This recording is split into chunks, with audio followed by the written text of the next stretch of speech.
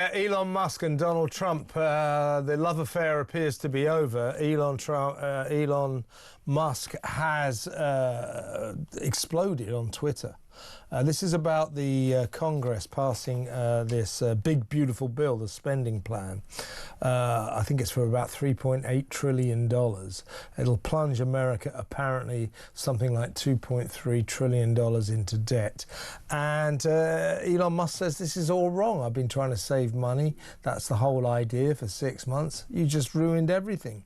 Well, let's get the chair of the Republican Overseas Organization, Greg Swenson, on. He's back here in London after being in God's own country for a while due to tax reasons. Good to have you back, Greg. Great to see you, Kevin. Let's talk about this. This is Elon's tweet. I'm sorry, but this is today. This was a couple of hours ago. I'm sorry, but I just can't stand it anymore.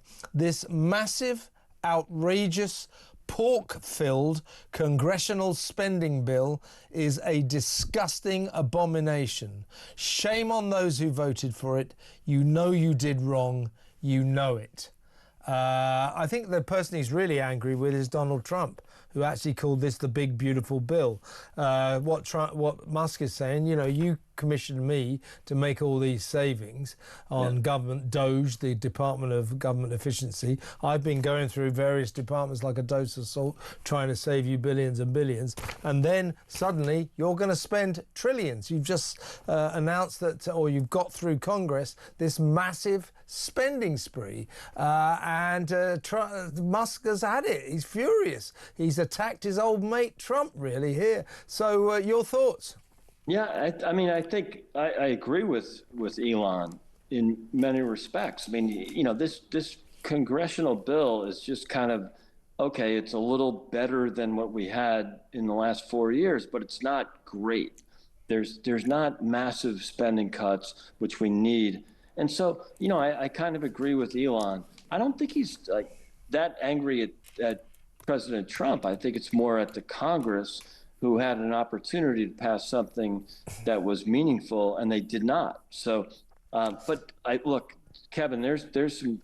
This is in the Senate right now. I think there's going to be a lot of cuts to come from the Senate, and they send it back to the House. This is early on. It's early stages right now.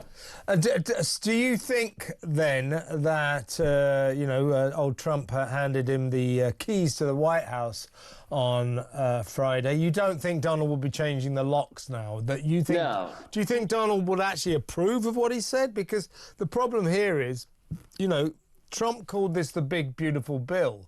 Yeah. He's sort of lending it his support. So he is in this in terms of what Musk is saying. Musk is pointing the finger not only at Congress, but also at Donald Trump. Donald Trump has not been hostile to this. No, I'm not sure about that. I mean, I think what the president has to do is let the Congress do what they should do.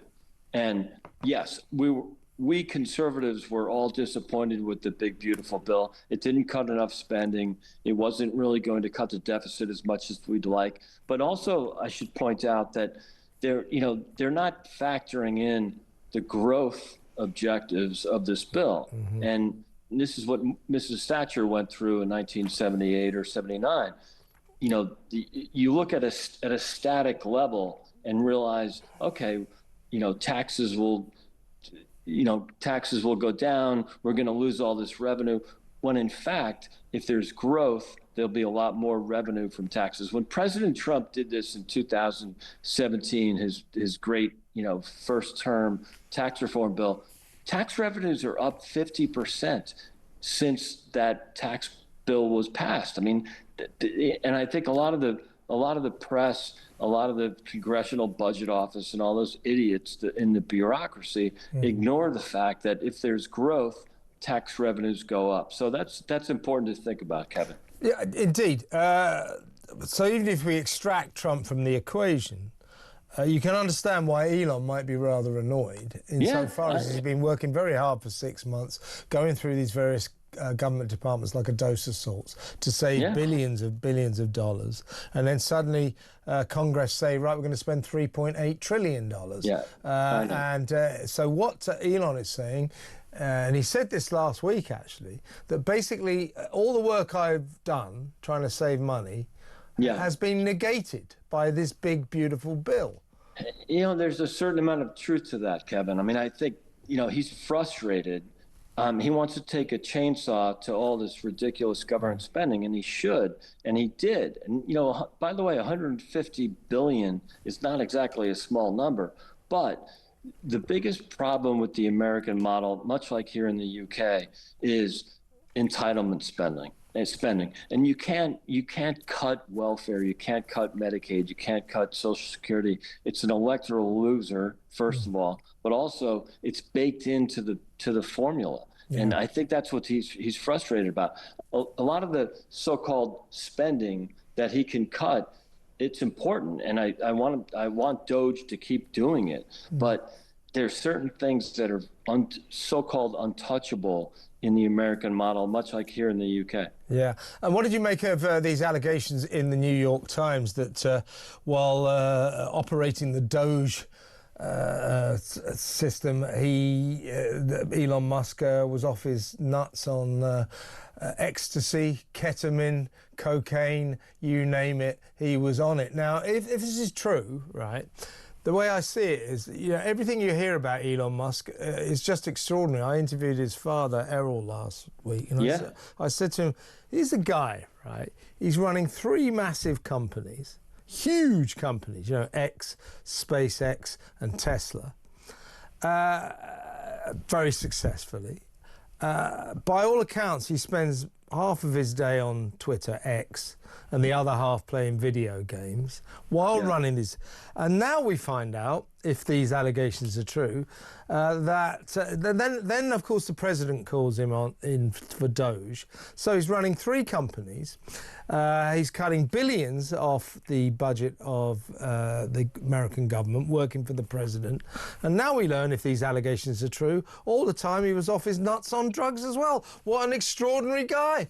Yeah, I mean, he is a really extraordinary guy, Kevin. I mean, I think we can all agree on that. I'm not sure, you know, what these allegations are, if they're true or not. I don't care, really.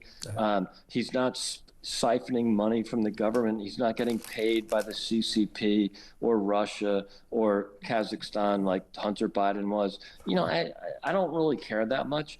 I mean, look, if he breaks a law, whatever, okay, let's talk about it. But I do think that what's most important here is that what he's done at DOGE is really fantastic, and it will continue, even though he's leaving for, you know, obvious reasons. And he never committed to more than 6 months to this project anyway. Yeah, no, sure, I get that. Yeah, he always said he would go by May the 30th. But do you think that implicitly Trump will agree with his broadside against Congress? I think he does. But what the president understands is that it's up to the Congress. It's up to the Senate. So that it's sort of out of President Trump's hands. What he really wants is to pass something. Because if you don't pass something, Kevin, then there's a massive tax increase on Americans, and that would be a disaster. So even though many of us conservatives don't like the bill as presented by the House, I hope it gets improved by the Senate. We have to pass something. Yeah. It's not going to be one of these situations where everyone's happy. But it has to be passed. But it's got to be kicked around the Senate first, so we'll watch that with interest. Greg, good to have you back in London. And great to see you, Kevin. Great to talk to you, mate. Greg Swenson, the chairman of the Republican Overseas Organisation. Back in London. He's been in America for some months now because of tax reasons, you know. Old Keir Starmer taxing the rich. So we've lost Greg's tax contribution to this country, along with a lot of other rich foreigners from around the world. So that's good, isn't it?